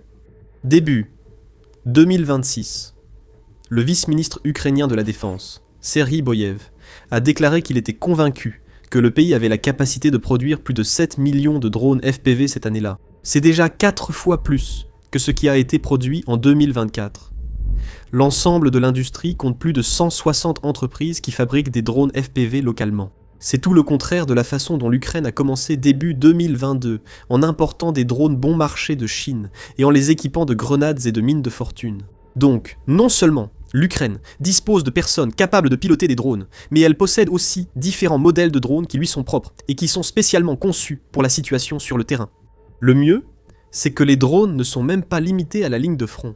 La même base industrielle produit des drones d'attaque à longue portée qui ont atteint des cibles à plus de 1500 km à l'intérieur de la Russie. Depuis plusieurs mois, l'Ukraine frappe des raffineries de pétrole, des dépôts de munitions et des bases aériennes militaires à des distances que les gouvernements occidentaux hésitaient auparavant à autoriser, avec les armes qu'ils avaient eux-mêmes fournies. En 2024, il y a eu un débat qui a duré plusieurs mois sur l'utilisation des attaques MS, qui ont une portée de quelques centaines de kilomètres. En 2026, l'Ukraine atteint régulièrement 600 km, et certains des modèles les plus ambitieux comme le Firepoint FP FP5, techniquement un missile de croisière, ont une portée de 3000 km. La direction ukrainienne a commencé à appeler cela la campagne de sanctions à longue portée, un effort délibéré pour dégrader l'infrastructure qui alimente la machine de guerre russe. Ainsi, la force aérienne que nous décrivons opère sur toute la profondeur du conflit en même temps. Des drones FPV tuant à quelques kilomètres des tranchées, des intercepteurs protégeant les villes à l'arrière, et des drones de frappe longue portés atteignant l'intérieur de la Russie. Alors, comment un pays qui importait des quadricoptères de loisirs il y a 4 ans en est-il arrivé là ? Si l'on remonte à 2014, lors de la première incursion russe dans le Donbass, les tout premiers pilotes de drones ukrainiens étaient en partie des amateurs. Ils ont appris les tactiques seuls, acheté du matériel commercial avec leurs fonds ou des dons, et improvisé la reconnaissance durant des années de combats de faible intensité à l'Est. Lors de l'invasion de février 2022, ces connaissances improvisées ont été rapidement utilisées à l'échelle de l'armée. D'abord pour la reconnaissance, alors que les unités cherchaient à mettre des yeux dans le ciel partout en Ukraine. Ce qui avait commencé comme une capacité de niche est rapidement devenu l'une des caractéristiques déterminantes de la guerre. Face à une armée russe, qui conservait encore un avantage considérable en puissance de feu conventionnelle, l'Ukraine a dû trouver quelque chose de bon marché, abondant et létal pour combler ce manque, ce qui s'est avéré être les drones d'attaque. Pour le dire de la manière la plus directe possible, les drones sont devenus la nouvelle artillerie. Et la pénurie d'obus n'a fait que renforcer davantage le besoin de plus de drones. Cela a créé une boucle de rétroaction positive où chaque mission de drone réussie était saluée et aidait à financer d'autres missions similaires. En 2026, l'Ukraine disposait de l'un des programmes de formation d'opérateurs de drones les plus solides au monde. Les civils signaient soudainement des contrats, et les soldats en service qui changeaient de spécialisation devaient suivre une formation de vol certifiée avant d'être déployés. Le pays dispose d'un réseau d'académies de pilotage qui transforme les novices en opérateurs compétents en 1 ou 2 mois environ. Elles comprennent plusieurs niveaux, dont des écoles gérées par des unités de combat, des entreprises à but lucratif et des programmes financés directement par les fabricants de drones. La Russie traquant activement ses installations pour tuer instructeurs et stagiaires, leur emplacement et nombre restent strictement secrets. Le caractère dispersé de ces écoles rend improbable qu'une frappe chanceuse détruise l'essentiel de la capacité de formation ukrainienne. Certaines ont dévoilé leur intérieur. Il existe un centre de formation spécial, ou CST, basé dans la région de Zaporijia, fondé à la mi-2024 par un groupe de volontaires dont le directeur avait auparavant passé 14 mois à commander une unité de frappe de drones en première ligne. Il fonctionne sur la base du recouvrement des coûts, formant de nouvelles recrues, des vétérans et des opérateurs actifs. En 2026, il se consacrera à l'exploitation de drones intercepteurs, une nouvelle catégorie clé pour la défense de l'Ukraine. Skyfall, le principal fabricant, propose désormais la formation au pilotage en complément de son matériel. Un représentant de l'entreprise a déclaré au Kyiv Post qu'entre 2023 et 2026, les écoles de pilotage de Skyfall ont formé plus de 20 000 opérateurs, l'ensemble de l'effort étant entièrement financé par l'entreprise. Les unités de première ligne gèrent aussi leur filière. Dans la 4e brigade lourde récemment déployée dans le secteur brutal de Konstantinouka-Druzhkivka, réussir l'école de base n'est qu'un début. Les diplômés deviennent pilotes juniors dans une petite section de drones et passent leurs premiers mois sous la supervision de vétérans avant d'obtenir la confiance pour des missions en solo. Le 239e centre de formation des unités gérées par l'armée offre quant à lui un aperçu de la structure que tout cela a prise. Il maintient un ratio d'un instructeur pour environ 10 élèves et ses cours sont adaptés à des aéronefs spécifiques. Par exemple, la qualification sur un quadricoptère Mavic basique chinois prend 39 jours sur un drone bombardier lourd, Vampire 40 à 45 jours et une qualification complète au combat en FPV près de 2 mois. Ce sont de véritables cours orientés vers le combat. L'opérateur utilise une manette de jeu et une chaise au lieu d'un fusil. La courte durée de formation et le nombre élevé de stagiaires sont dus à la nécessité d'une telle rapidité pour l'Ukraine. Avant d'en discuter, abonnez-vous à l'émission militaire. Nous relayons chaque jour l'actualité pour vous tenir informé de la géopolitique mondiale. L'Ukraine tient à former plus d'opérateurs de drones que tout autre pays, en raison de la pression interne pour remplacer la main-d'œuvre par des drones. L'armée classe fréquemment les opérateurs de drones comme les rôles militaires les plus recherchés. Et le vivier s'est largement élargi au-delà du stéréotype du jeune joueur. Les femmes sont de plus en plus nombreuses parmi les stagiaires pilotes de drones, et lors d'une compétition en 2026 dans l'Ouest, les pilotes interrogés avaient entre le début de la vingtaine et la cinquantaine. Selon ces pilotes, ce qui les unit n'est pas les réflexes ou l'expérience de jeux vidéo, mais la discipline, l'esprit d'équipe et l'adaptation constante. Et puis il y a la partie de cette histoire qui s'approche le plus d'un véritable avantage technologique. Les simulateurs. La formation moderne des opérateurs de drones ukrainiens repose fortement sur des logiciels avancés, et l'exemple typique est un programme appelé FPV Battleground, développé par une petite équipe d'une entreprise ukrainienne appelée Bazoo, pour environ 50 000 $. Pour comprendre pourquoi c'est remarquable, considérez les alternatives. L'armée s'entraînait auparavant sur un simulateur bien plus simple qui proposait des missions basiques dans un petit espace virtuel de 2 km. La Russie, de son côté, a sorti un jeu FPV de style arcade sur Steam en 2024. Bazoo a pris le chemin inverse, en recherchant un réalisme extrême. FPV Battleground offre aux stagiaires un immense terrain de jeu de 40 km sur 40, avec un modèle de physique de vol qui simule le vent réel, la dérive, le couple variable des rotors et les changements de météo. Notamment, le simulateur reproduit exactement le moment redouté par un pilote, la perte de la vidéo et du signal si le drone FPV entre dans le rayon d'un brouilleur russe lors des dernières secondes d'une attaque, quand l'opérateur est aveugle et que le drone est livré à lui-même. Ainsi, l'Ukraine forme en réalité ses pilotes à gérer cette situation dans un simulateur avant même qu'ils n'y soient confrontés sur une véritable cible, et le programme est devenu bien plus qu'un simple outil de formation. Avant les assauts, les états-majors de brigades et de corps créent des modèles numériques précis de leurs objectifs dans le simulateur, puis enchaînent des simulations de frappe pour optimiser le soutien des drones à l'attaque. Le simulateur permet de rejouer précisément la bataille avant qu'elle n'ait lieu. Nous devons revenir sur une catégorie de drones qui a transformé la défense aérienne de l'Ukraine, les drones intercepteurs. Ce sont de petits quadricoptères rapides conçus spécialement pour poursuivre et percuter en vol les drones d'attaque russes. Le concept est apparu en 2024, comme une pierre angulaire de la défense de l'Ukraine contre les barrages nocturnes de Shahed lancés par la Russie. Selon certaines estimations, en mai 2026, la Russie a lancé 8160 drones Shahed contre l'Ukraine, et certaines attaques impliquaient jusqu'à 800 drones en une seule fois. À la fin du mois de mai 2026, Les intercepteurs représentaient environ 30% de toutes les menaces aériennes russes abattues, ce qui signifie qu'une destruction sur 3 n'a pas été réalisée par un missile, mais par un autre drone. Le but ici, c'est l'économie. Un drone intercepteur coûtant quelques milliers de dollars est utilisé pour détruire des menaces qui nécessiteraient autrement un missile solaire coûtant des centaines de fois plus cher.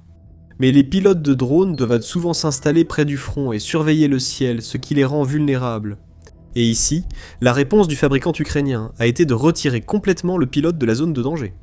Selon Skyfall, l'entreprise a mis au point un moyen permettant aux pilotes d'intercepteurs d'opérer à des centaines, voire des milliers de kilomètres de la ligne de front, grâce à l'Internet par satellite. Dans certains cas, l'installation peut même se faire sur un autre continent. Wild Hornets, le fabricant de l'intercepteur Sting, a conçu un système comparable appelé Hornet Vision Control. Les records établis avec cette technologie frisent l'irréel. Wild Hornets affirme qu'un opérateur peut contrôler un drone avec précision à une distance de 2000 km. Ce sont les affirmations du fabricant, présentées dans leurs vidéos. Ce chiffre pourrait donc être surestimé dans des conditions idéales. Mais la logique sous-jacente reste solide. Si vos meilleurs éléments n'ont jamais besoin d'être près des cibles qu'ils traquent, vous avez résolu un problème de survie auquel toutes les autres armées font face. Le pragmatisme fait finalement fonctionner le système. Une boucle de rétroaction quasi continue relie les pilotes en mission, les écoles de formation et les entreprises qui construisent les avions. Une tactique efficace sur le front hier peut être intégrée au programme en quelques jours. Une contre-mesure russe repérée le matin modifie l'entraînement de l'après-midi. L'instruction s'adapte chaque semaine aux conditions réelles, ce que nous avons déjà observé avec la plateforme d'acquisition de drones et la gamification des équipes d'opérateurs de drones. Alors, prenons un peu de recul. L'OTAN a des budgets bien supérieurs à ceux espérés par l'Ukraine. Elle dispose de chasseurs furtifs, du ravitaillement en vol, de satellites, de systèmes d'alerte avancés et de doctrines sur la puissance aérienne. Dans presque toutes les catégories, l'Alliance est largement en tête. Alors, qu'est-ce que l'Ukraine a construit que l'OTAN n'aurait pas pu faire ? La réponse, c'est que l'Ukraine a dû construire tout le système à partir de zéro. L'OTAN n'a jamais eu à créer une force aérienne de combat de masse à partir de simples civils en quelques mois. Elle n'a jamais dirigé d'école dont les programmes sont réécrits chaque semaine, selon les retours des pilotes en mission le jour même. Elle n'a jamais déployé de défense aérienne distribuée et téléopérée à une telle échelle, née de la simple nécessité de garder ses opérateurs en vie. L'OTAN ne les a jamais construites car elle n'y a jamais été forcée. L'Ukraine, elle, l'a été. Ironiquement, l'expertise se transfère maintenant dans l'autre sens. Les fabricants de drones ukrainiens partagent leur expérience en Europe, tandis que l'OTAN s'empresse d'installer une défense anti-drone en couche sur son flanc est. Le Danemark est devenu le premier pays à financer la production d'armes ukrainiennes en 2024. Et après un accord de défense en juillet 2025, l'Ukraine a lancé sa première ligne de production conjointe de drones au Danemark en septembre 2025. L'Allemagne a suivi le mouvement, en lançant un programme pour fabriquer des modèles exacts de drones ukrainiens. Des situations similaires ont eu lieu au Royaume-Uni, en Roumanie et en France, chacun produisant des drones ukrainiens ou lançant des projets de coopération. L'Union européenne a créé une alliance de drones avec l'Ukraine pour renforcer la communication et permettre aux entreprises de ces pays de rejoindre le programme. Et au cœur de tout cela, il y a un facteur unique qu'il est pratiquement impossible de reproduire ailleurs dans le monde, l'expérience réelle. L'Ukraine a accumulé des millions d'heures de vol de drones pour défendre le pays contre un envahisseur bien plus grand. Et grâce à cela, l'Ukraine a réussi à s'imposer comme une superpuissance mondiale potentielle, du moins en ce qui concerne le combat par drone. Et la Russie en paie le prix, avec ses forces, son économie, et même son système politique qui s'effondre en temps réel. Pour en savoir plus, regardez cette vidéo. Et n'oubliez pas de vous abonner à The Military Show pour plus d'actualités sur la géopolitique mondiale.